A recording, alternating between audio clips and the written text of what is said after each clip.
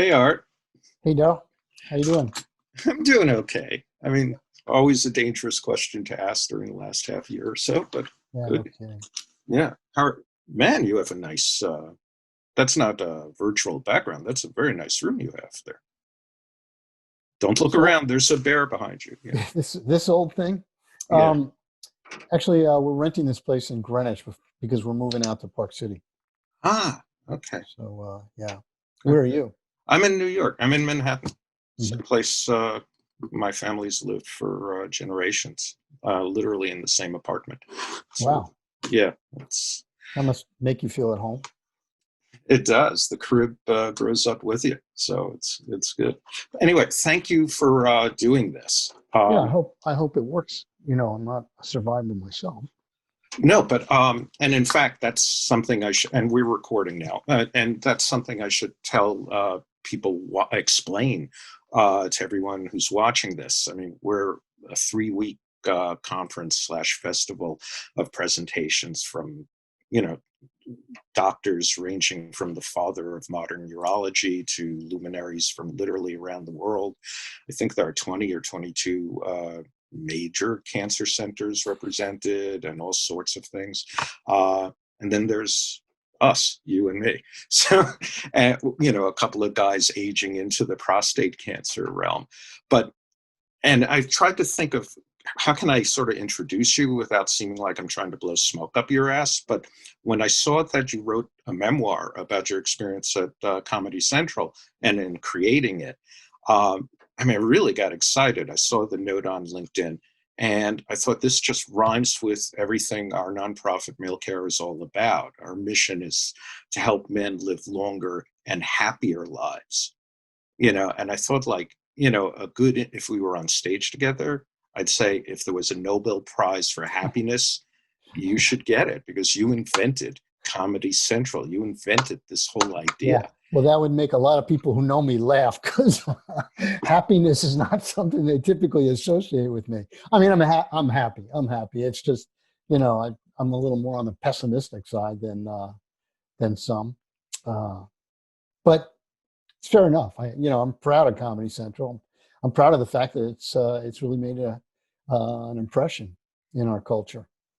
What impression do you think it's made? Well, truthfully, when I started the whole comedy thing, my hopes and dreams for it would be that it would be like a center place for comedy, like a celebration of comedy. And I wanted it to be a place that people who love comedy kind of came to watch, and also comedians could come and congregate, for lack of a better term, and also for it to be a place that attracted innovative comedy that might otherwise not have a home on television. Remember, when I started comedy in the 90s, it was, there weren't a billion cable channels, and there certainly wasn't one for comedy. So both of those things have come true, I think. And Comedy Central has done a great job over the years of finding innovative comedy and also really promoting the careers of some comedians that we might have otherwise missed. Yeah, I mean, any names come to mind? I mean, who are you? Who are the top three, let's say, that you would sort of point a finger at if you were drunk in a bar? Well, I'd have to go with Jon Stewart, probably Bill Maher as a someone who's lasted a long time. And the third one, hmm, those are the two that come to mind. Uh, let's leave it at that. Well, let me just I mean, nudge you a bit. Chappelle. Chappelle. Chappelle, Yeah. right? Yeah, Dave Chappelle. Any women? Samantha Bee, Yeah. notably. And I think she's great. And actually, on that subject, the celebration of women in comedy that Comedy Central has been part of has really made kind of a significant impact, not only on comedy, but in our lives. I mean, the Me Too movement, I think, has been expressed very well by several hundred women comedians. I mean, it's just, we would not have otherwise gotten their point of view on a very important movement in America if there weren't for some of those women comics. Yeah, and Comedy Central has been central. And in fact, the name of your book is Constant Comedy, How I Started Comedy Central and Lost my sense of humor. Lost Your Sense of Humor. We'll get into that, and there'll be links throughout all of the conference. Cool. I just bought the book earlier today on Kindle, but Hey, I've thank only you. gotten, yeah, $16 in your pocket. Thank you very much. Well, it And doesn't all go to me. Of course, we have a publisher involved here, so so, but yeah, I mean, there are people who, as you know, as like a historian of comedy. I mean, I remember in college, and Art and I were in college together. Yeah, you were reviving comedy routines like the Who's on What, who's on first? first, Yeah, yeah. I yeah. remember we did that. You did that. That was really brilliant. In fact, not aside from uh, the routine itself, which frankly I've never actually gotten into as just myself, but I know it's brilliant. But that you and I forget the other guy that was into Glenn it, Rosen, very Glenn, funny right, guy. Glenn right. Rosen. That Glenn and you were just so genuinely sincere and so invested in making that routine work, almost like as both a homage, but also like you just understood. You're sharing gold with people in an audience, and I mean, I remember that very clearly. I don't remember whether you did it in the coffee shop or in an He was in auditorium a or what. coffee shop. You Okay, know, yeah, go it's ahead. it's an interesting story, and it also points to something I'm very serious about, which is that comedy has a history. That the comedians today are not working in a vacuum. As a matter of fact, Jerry Seinfeld was famously a fan of Abbott and Costello and often talks about that show as being a huge influence on his show. There are countless comedians, from the silent comedians, Charlie Chaplin and Buster Keaton. Those guys were brilliant. I mean, I used to show my kids that stuff and they would laugh because it's timeless. They were so brilliant. So I think it's not always the case that people who are comedy fans think about the comedy history that really went into this and that people built on. But man, it's there, and I really did celebrate it. Yeah, One, and one go ahead. funny story about that. I don't know if you remember this. Glenn and I chose to do that because we always had fun together doing just, having fun and doing comedy and stuff. And so we chose that routine. And when we started to do it on the stage, the place booed. Do you remember that? They Barely. just had Yeah. no, they said, oh my, they were basically saying, oh, this old thing, come on, it's been done to death. Don't even bother, right? And then a minute later, they were just riveted and laughing like crazy because people forget how good a routine it is. They forget how brilliant it is. So I think I was really proud of that moment, I have to say. You should be. Look, I'm remembering it 100 years later. I mean, and I'm sure others as well. I don't remember the booing. I do remember thinking that I'm not happy to be listening to it. I don't Uh, think I voiced a boo, but I swear to you, the idea of you and Glenn, and thank you for reminding me his name. I mean that. I mean, it was like instructive to me. It was a genuine moment of people who are into something, oh, I'm glad. and we were like late teenagers, I guess, Yeah. early 20, whatever it was. So I mean, it came at the right time for me and probably, a couple of dozen other people in the audience to see that there's, when you find something you're into, to follow that. And that's part of, I think, what one of the themes arches of your book are, to follow your dream. Like, I guess this might be spend 2 or 3 minutes just like, how did Comedy Central get started? Well, you talk about follow your dream. It was really my passion, and I'm not sure I was following it so much as just constantly thinking about it. I was a kid. I loved comedy. I was a comedy nerd. I watched all the comedy I could on television, which was mostly Ed Sullivan in those days, as far as stand-up comedians go. Of course, it was the classic comedy television. My favorite being the Dick Van Dyke Show and Get Smart. Those were Mm, my two favorites. yeah, Yeah. yeah, yeah. And so I absorbed all the comedy I could. And by the time I got to high school, I was writing, I was doing a little performing, not stand up so much, but sketch comedy, things with other people. And I enjoyed it. I just enjoyed being, well, thinking I was part of that scene. I mean, we read Mad Magazine, read National Lampoon, which National Lampoon, they were my heroes, because they were such brilliant, funny writers and funny people. Chevy Chase wrote for National Lampoon, Belushi, unbelievable. Anyway, so as you know, I went to college and continued the Art Bell tradition of being fascinated with comedy. And the several things I did there that were comic performances. But I didn't go into the entertainment industry. I graduated with a degree in economics. I went into, my first job was as an economist in Washington. I was doing econometric forecasting models for the Department of Energy at a consulting firm. Very interesting. And those were my smart days. I had to be smart. Way past me now. They're long gone.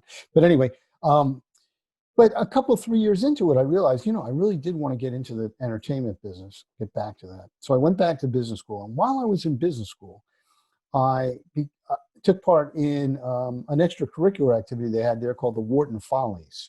And that was a musical comedy review that was written by the students every year and performed. And the second year, I actually wrote it. So that was a great experience. It was and I thought it was very funny and very good. But not only that, but the people who were in it were a lot of people from the Harvard Hasty Pudding Club, a lot of people from Broadway who had, put that aside to go back to school. So it was a really kind of professionally done show, and I just had a great time. So that kind of reminded me how much I love comedy. When I got to HBO a couple of years later, also doing forecasting models. That's why they hired me. I said, I wonder if these guys would be interested in doing a comedy channel. And the reason I was thinking about a comedy channel is because there wasn't one. And I thought that was the most ridiculous oversight in the entertainment business. How could there not be a comedy channel? It was a 24-hour music channel. It was a 24-hour news channel. It was a 24-hour everything channel, I thought. No comedy network. So I pitched it. Not only to people standing around but people who were in the comedy department. Nobody really kind of grabbed it and said, this is a terrific idea. So I just kept on pitching it. Ultimately, I went to the head of HBO programming. Her name was Bridget, and I pitched her. And I didn't even get the whole concept out. I said, well, we should do a 24-hour comedy network. She said, no. Worst idea I've ever heard. Nobody wants a 24-hour comedy channel. Nobody would watch it. No decent comedians would be on it. No agents would allow their talent to go on the comedy network. And why would HBO risk their reputation on a comedy network? I said, okay, I got that. And I walked out. But, I really thought she was wrong. And I had a chance to think about what I was going to do with it because the job I was in was kind of ending. And I thought I'd have to get another job. So I wrote up the whole comedy proposal, the way I would do it, what it was, finances. And I was sort of interrupted one day by my boss's boss, who looked at it and said, wow, you're really serious about this thing, aren't you? I said, yeah. He said, well, let's go see the chairman. Let's go talk to him about it. And he took me into the chairman's office, HBO chairman Michael Fuchs. And Michael thought it was a cool idea. So he said, let's try it. And that's the story in a nutshell. And I mean, you literally you faced odds that seemed insurmountable. I think you perhaps, from my quick glance through my Kindle this morning, it seemed like you really were nobody, not just one, but you had resistance left, right, and center, and yet you stuck with it. And then somebody copies you. There was another channel that emerged months later. Yeah, But then you had the wisdom to sort of finesse a merger of some sort. How did that come about? I did have the wisdom to finesse that merger. However, I did not want the merger, and I was very disappointed when they merged the channels because I thought we were actually the better channel. And now that's left to the historians to decide. But the other channel was an MTV channel called the Comedy Network.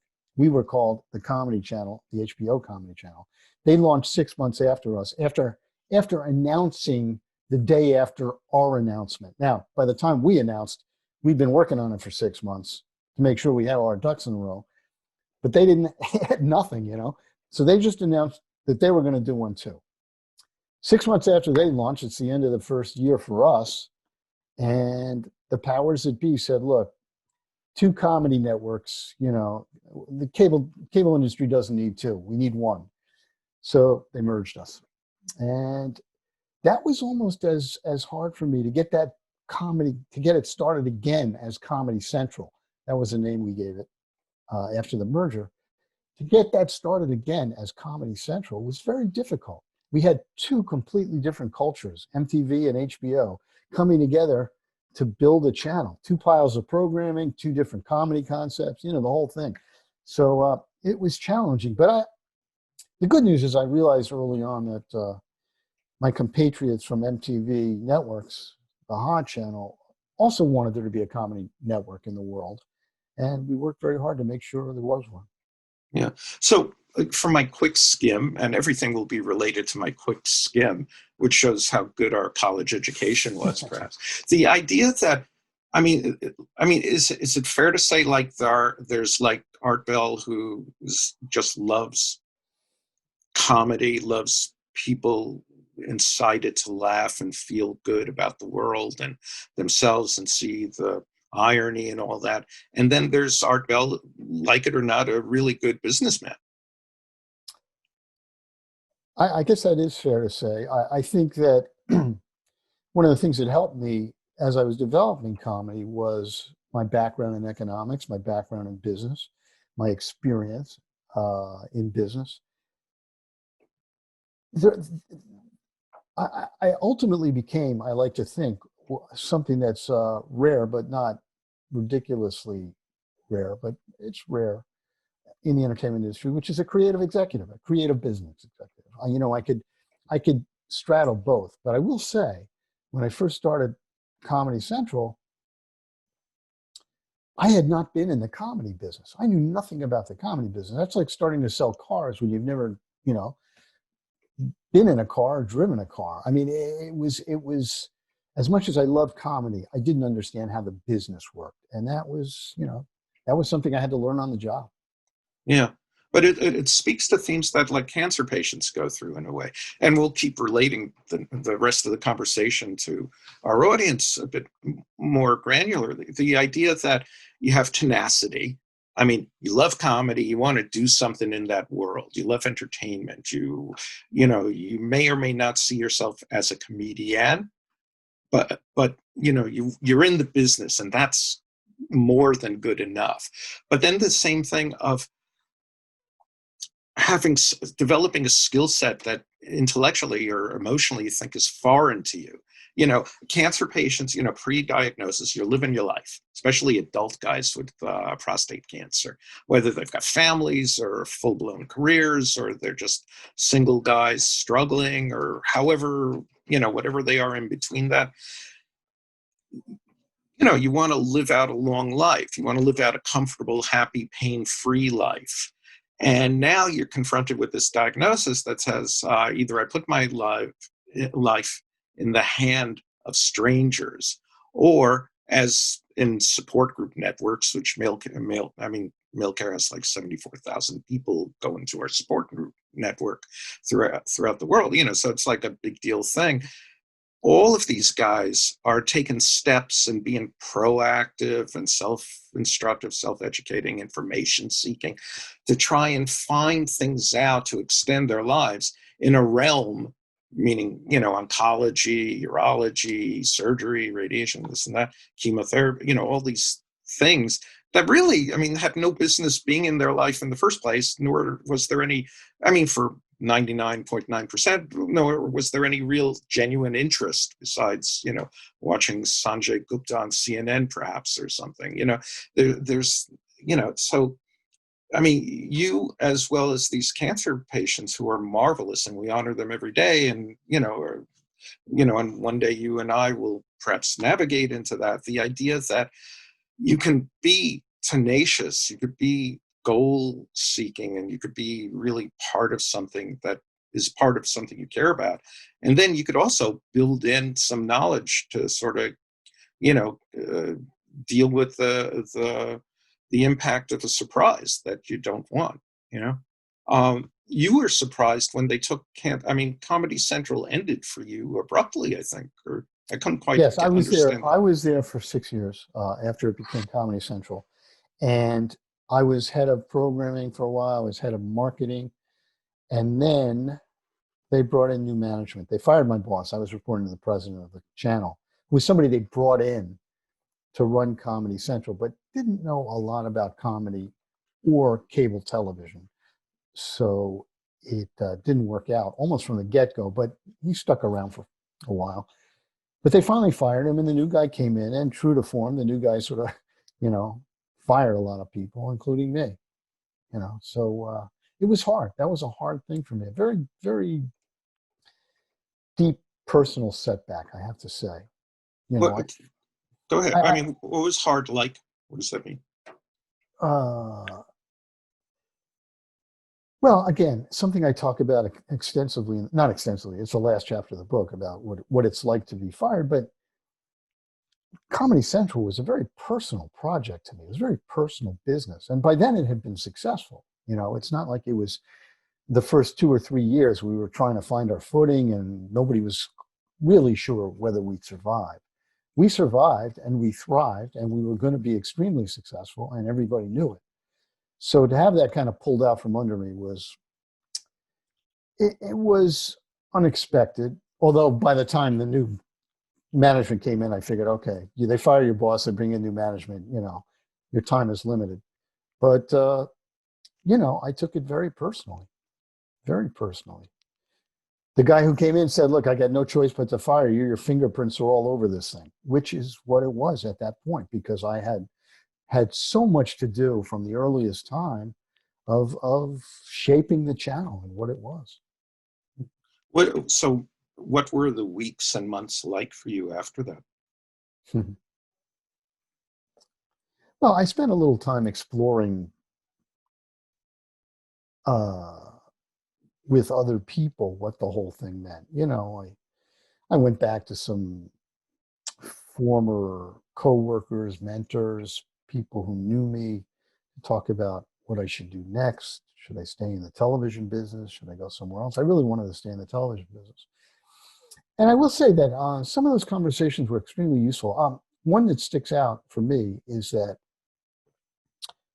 a conversation I had with Strauss Zelnick, who's a big deal in the entertainment business, although not a household name. But he was at that time, I believe, he was head of Warner Music or one of the big music companies, and he was nice enough to see me. I didn't know him, but we had friends in common. And he said, you know, in this business, if you don't get fired once in a while, it means you're not really doing anything interesting. And that was the first thing that made me feel better. It came about, I don't know, 2 months after I left comedy. And it did make me feel better because I had done something. And it's not that I had done anything wrong. It was just what happened. And I had to learn how to accept it. So I did. Yeah, and did friends help you? Yes. I mean, and your daughter, you have two daughters, right? Something Yes. like that. Yeah. How did that come around for you? I was lucky enough to know a lot of people in the business and have friends in the business. And one of the people, Larry Divney, who subsequently he was the head of ad sales at Comedy Central. He subsequently became president of Comedy Central for a short period of time, I think, a couple of years. A terrific guy, and we were friends at comedy. He called a friend of his at A&E Networks and said, you know, this guy's great. Can you find him something to do? And so I went to work for them as a consultant in new business development for a while, and that was good because it it I didn't want to be unemployed for too long. Let me tell you, I spent 2 years in consulting, not just at A&E, but at that point I was working. For, you know, after a while I was working for Children's Television Workshop. We worked on some new channels there. I worked for PBS, Channel 13, and I I really got a broader experience of what television was like all over the place. Not just my experience at comedy or HBO, but other channels and what their issues and problems were. So that set me up for my next job. Yeah, and it sort of illustrates, I mean, tragedy or setbacks or just you lost your wallet somewhere kind of thing. Whatever level of negative event happens, it's sort of a kick in the ass that we're alive and human. And things happen. There's a Bill Murray documentary somewhere, and it talks about him visiting people, by surprise and such like that. But the thing that stood out for me is in that he talks about, nothing matters. It doesn't matter. Meaning, like, whatever you plan, whatever you desire, something else will pop up that'll change that. And it's okay. I mean, you and I are talking. I mean, you have a new world of writing. Um, you're learning how to drum, I think, or something. Yeah. Yep. Yeah.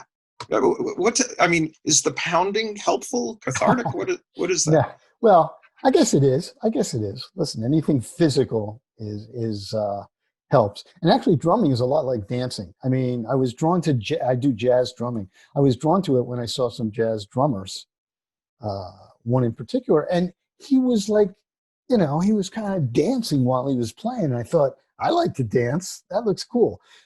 Years later, I had played jazz piano for a long time and classical piano. Um, the story I tell is my wife said you can't play piano at night because the kids are sleeping. It's like, oh, for crying out loud, are you serious? So I decided to get an electronic drum set because I could I could wear headphones and then I could play something.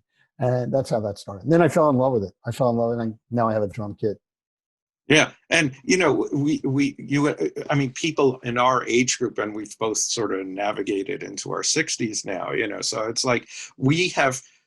I mean, there are things we say and do that sort of hallmark our generation. I mean, earlier you emailed, will this be taped?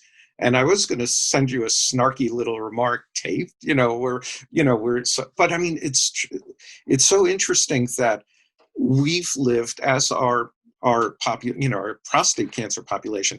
I mean, we've lived long enough to see remarkable changes happen, and the semiotics of our conversations sort of remind us of that. And now we're living through this pandemic. Let's talk a bit about like comedy and pandemic. Actually, like what do you see as like? I mean, is there anything funny about what's going on? Can we, what can we do? What's comedy doing? Yes, I mean, not the fact that 210,000 people have died, and not the fact that this was all, in my opinion, unnecessary had had it been handled differently. That's not so funny. But I think that early on, before people knew how serious it was, there was a lot of comedy coming out. There was a lot of stuff on YouTube where people were trying to keep their spirits up 2, 3, 4, 5 weeks into it by doing comedy sketches and making comedy movies about what it's like to quarantine or what it's like to be running on the road and dive to, the two runners dive to the opposite side of the road or spraying down your groceries. I mean, even now we don't spray down our groceries anymore. They said that's not such a big deal. But at the time it was like, oh my goodness, we have to spray our groceries with disinfectant. I mean, is there anything funny about it? I think that we have to find a way to keep our sense of humor during these really dark times. I do. And I am sure that people are finding, some ways to lighten the mood because otherwise, well, we'd all get terribly depressed, which we may be. But really looking for ways to keep ourselves from really falling into that black hole of depression. And You know, do, comedy is good for that. I mean, with your hands sort of still in the industry, I mean, do you get a sense that more or less people are watching funny things on television, on video? Well, I would say I have no idea. other than the fact that there's a lot of great comedy on television. This is a new golden age of television when you come right down to it. I mean, the number of terrific shows that are on Netflix and Amazon and HBO and the rest of them. I mean, it's astonishing. And there's a lot of comedy and there's a lot of stand-up comedy. So again, The Daily Show is fun to watch and funny. And I think it's important. Listen, we got through the Depression with Will Rogers and a lot of other comedians. We got through World War II with Bob Hope, although I never thought him tremendously funny, but there he was. And, I'm glad he entertained the troops and the other comedians. And we got through the 60s with Mort Sahl and Lenny Bruce and the rest of the guys, George Carlin. So comedy is part of the experience that you have when you're going through very difficult times. Yeah. And we sort of, you and I both, and people who we know will sort of say the golden age of comedy, or Buster Keaton or Charlie Chaplin or Fanny Arbuckle or any of those guys from the 20s and such and the 10s. But comedy, I mean, there must have been comedy in caveman times, like, just the thought of it, No, you know why I'm laughing? You know why I'm laughing? Because when I wrote the book, there was this thing around that everyone said, well, you got to do a video for the book, right? Mm. A trailer, they call it. So I said, okay. So of course we're locked down in COVID, so I had to do it myself. So I did this video about a little girl asking her father where comedy came from. And I explained that in the days of the cavemen, men would go out for the hunt and some of them wouldn't come back. So when the cavemen came back, they'd start to tell funny stories about what happened to keep everybody from feeling too sad. And that's where comedy came from. I thought it was pretty funny. Anyway, and then she asked, where did Comedy Central come from? And I tell about the book. But anyway. Tell her to buy the book. I guess, comedy is born of tragedy in some ways, and certainly people had tragedy all through our existence. So I made that a joke that the cavemen had to be funny in the face of all kinds of horrible things. I don't know truly when the comedic gene developed in humankind, but I suspect it was pretty early. Yeah, I mean, I've looked at cave art and cave paintings, and Werner Herzog has a great film on not the Le Croix cave, but this other cave that's comparable to it, and they're descriptive, but there's nothing amusing. It's not like you could say somebody tripped on a spear or something, or an antelope was licking his face while he was sleeping or something, whatever. But look where you went with your video thing. People went out, they hunted, somebody didn't come back. I mean, it's not just dark, it's real. I mean, like, some of our friends have left us, in both of our lives earlier. We know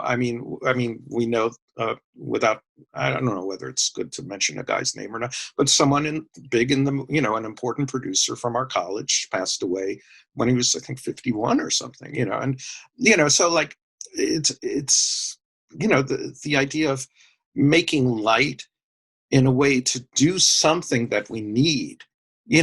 Comedy is important to us. Also to say, think about the times that you're celebrating someone's life at their funeral or a memorial service, and you say, the guy loved to laugh, and he always said funny things, and once we were in this thing, and everybody starts laughing. That's at a funeral, which is arguably the most one of the saddest moments for friends and family, and laughter finds its way into those, almost invariably. Yeah. So, do you have any personal stories or understanding of like how comedy specifically helped people with cancer?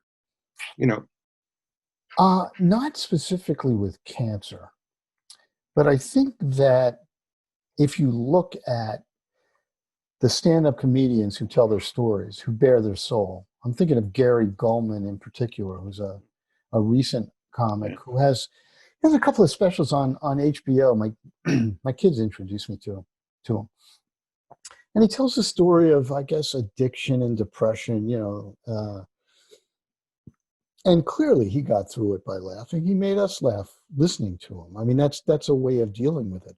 Writing is a way of dealing with, and funny writing is a way of dealing with things that are going wrong. I certainly have a lot of, not a lot. I have several writer friends who have written about their illnesses, cancers, and there is so much literature about that.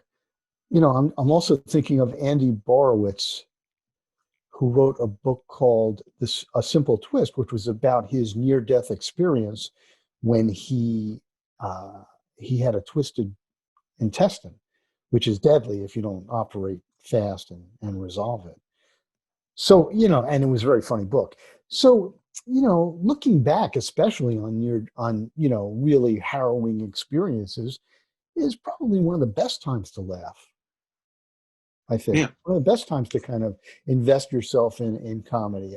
I'm sure there's some comedians who are doing stories about when they had cancer and got over it. No one comes to mind. So, Yeah. But there are also people who are diagnosed with cancer, um, not necessarily comedic, but in the entertainment business that I've come across professionally, but I mean, through work. Now, I won't gloss it by saying professional, but who don't want anyone to know. I mean, they literally don't want anyone to know. But if I'm imagining, and if they had COVID, that would be talked about. That they would share.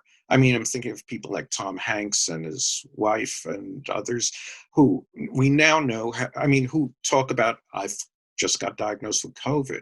Um, but cancer, it seems to be still in 2020, 2021, and 22 probably, the idea that it's something not to talk about. And I mean, I struggle around that. Do you have any clues around that? yes, it's the legacy of cancer from when they first started diagnosing cancer. It was almost in all cases a death sentence of some sort, and doctors were not very forthcoming with their patients, so they'd either lie to them, or because the whole idea that you had cancer. I remember someone telling me in my family that it was considered shameful to have cancer. It was, which I said, are you kidding me? I mean, my my aunt died of cancer years ago. Years ago, she was very young, 28, and my mother said that her sister died of cancer, but nobody talked about it. They didn't talk about it when she had it, and they didn't mention it when she died. And I guess that was in the 50s. So I think that legacy stays with us a little bit. I do. Yeah. And this idea of disclosure, I mean, it's a big deal for our population, that uh, people are afraid, do I tell my family? Do I tell my workmates? Do I tell this or that? It seems, I mean, would you agree with me that comedy, if there was more humor around a disease, it would be more acceptable to talk about, whether or not there are cures for it or not. But the idea that we're facing death, we may not come back from the hunt, but it's a kick in the ass that we're human, and it's a miracle that we're still alive to talk about it. It's true. I have a very close friend who's actually somebody in the book who's a comedy guy in radio, and he got prostate cancer a couple of years ago, and he called me up, and I was actually a little surprised he called me when he first got not even a diagnosis. He first got his PSA test back. He says, "Oh my goodness, it's high." I said, Dave, bounces around. Don't worry about it. And then he called me and he said, "Oh man, I think I got to have a." And I just went through the whole sort of staging to the point where he got his diagnosis. he didn't call me with his diagnosis. I didn't hear from him for a couple months. And it was like, I'd call, I didn't know where he was. I started to get worried.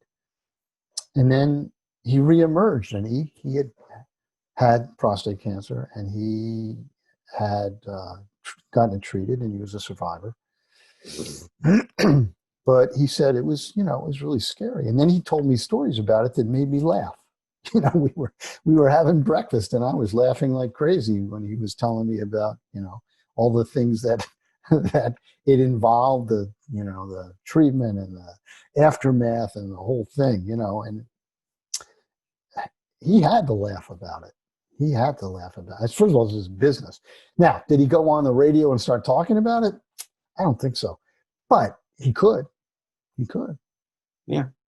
Art Bell, author of Constant Comedy, Comedy Central, and How I Lost My Sense of Humor. Actually, Yeah. Let before, me let me help you out. Let me help you out here. yeah, you got, yeah, I mean, I got it, but there's an SMS on my phone, so I didn't want to It's show called that. it's called Yeah, Constant so it's Comedy. comedy. What did I How I say? Comedy constant? constant. So, I don't. You'll check the tape. constipation? What? I don't know. Constant Comedy. How I started Comedy Central and lost my sense of humor. Actually, before we close this, there are three things that just occurs to me we should hit, because how I lost my sense of humor. Um, really touch on that for a few seconds. Yeah, I think that people watch Comedy Central today and don't know where it came from, nor do they think about it much. It's been around for almost 30 years. I wanted to convey the fact that to people who don't know about how it started, that it was very difficult to get it started, and it almost didn't happen. I mean, the number of times in the first year they just said, we're going to shut this down. It's not, it's not doing well. The critics hate it. It's not making money. It's a disaster. We're embarrassed. We're shutting it down. And then, having to talk my way through that and convince people, no, we're going to do this. It's okay. I wanted to convey that. And we had a meeting once with a chairman, Michael Fuchs, the same guy. He called us in and he said, it took a comedy channel to get me to lose my sense of humor. And I looked around and none of us were laughing because it was, 6 months after the launch, and we were crazed trying to make this thing work. Of course, we didn't really lose our sense of humor, but that was a very, very serious meeting where I thought we were all going to be, like thrown out the window, and they shut down the whole thing. So that's what I was trying to convey with that subtitle. Wow, that's so. I mean, it sounds like, the moment somebody hears from their doctor they got cancer. You know, like very serious. I mean, at least around prostate cancer, you're probably going to live for years after that day. But and well, most people do. But yeah, that moment. I mean, you could say you could have 20 elephants dancing on a pin, and it still wouldn't be as impressive as hearing that you have cancer. So Right. no, totally get it. So you made the word comedy not just a noun but a pronoun, which is very cool. And it didn't occur to me till about 20 minutes ago, where you said something like we went back to comedy or something, and I realized you were talking about Comedy Central, and it is a pronoun. And you created something that perhaps couldn't be created today. I mean, you had a very specific point in time. I mean, with so many things on YouTube, so many things available, I mean, Netflix may be considered a channel, and all the other, and Comedy Central is still a channel and all that. But really, with the remote, I mean, you're creating your personal channel every time you view anything. Yep. So there's the art channel, the Daryl channel, the this and that channel. But so I mean, you were the right person at the right time.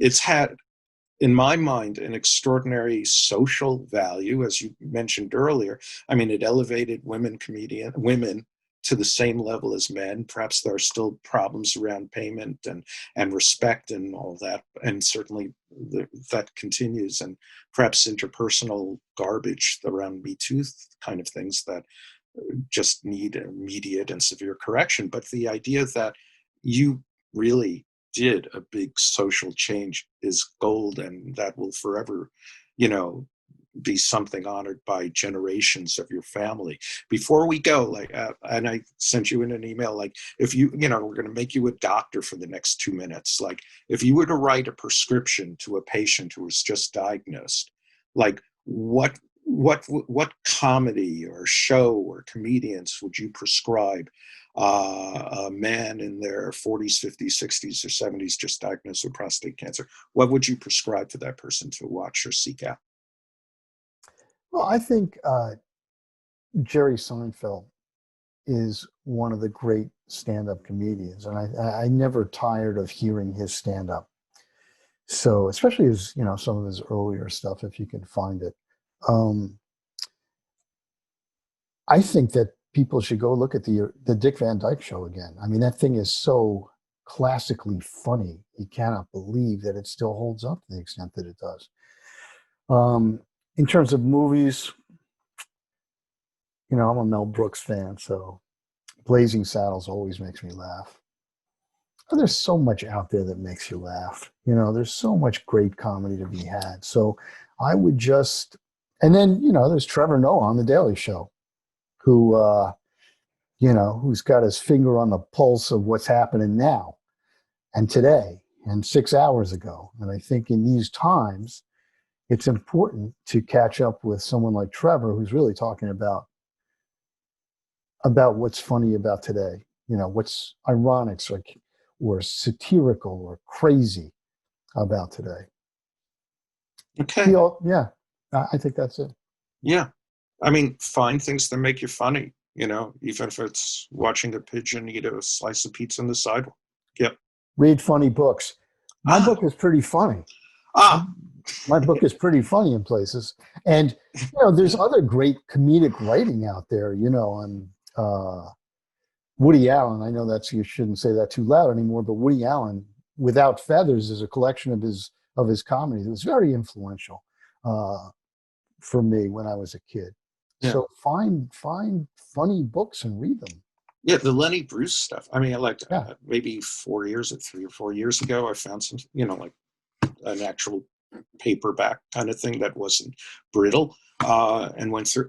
I mean, really good stuff. I mean, yeah. I mean, and some of these things are dated in a sexist or kind of way, or perhaps, but I mean, yeah. I mean, whatever sort of churns your body into a happier state is a cool thing, I think. And when you sit down and read something funny, tell yourself you're going to let yourself laugh out loud. It's not a badge of courage to read something funny and think, yeah, that's pretty funny. Laugh out loud. Let other people know you're enjoying it, and let yourself know you're enjoying it by laughing out loud. That's a better prescription than anything. Laugh out loud. Thank you for that. All right. We're going to link to your book. You're going to, everybody will probably get bored with all the pushing of the book. But really, I mean, I don't know if I got really the gist of it, and it was on a Kindle, just tapping the pages. But I mean, it was really, I streamed through 20 pages really fast. I mean, and not so much because you write at a easy to read level, you don't, but I mean, it's like, I was so compelled to read, find out what's next, what's Barbara going to say? What's Alan King going to say, early in your book, I mean, guys like that. Yeah. A lot of people have made that comment that it's readable and it's also a page turner because you want to find out what's going to happen. So that makes me happy. That makes me happy because that's what I wanted to do. We look forward to the next one. Okay. Really? Yeah. Me too. Cool. All right. Thank you, Art. Thank you, Dale. Okay.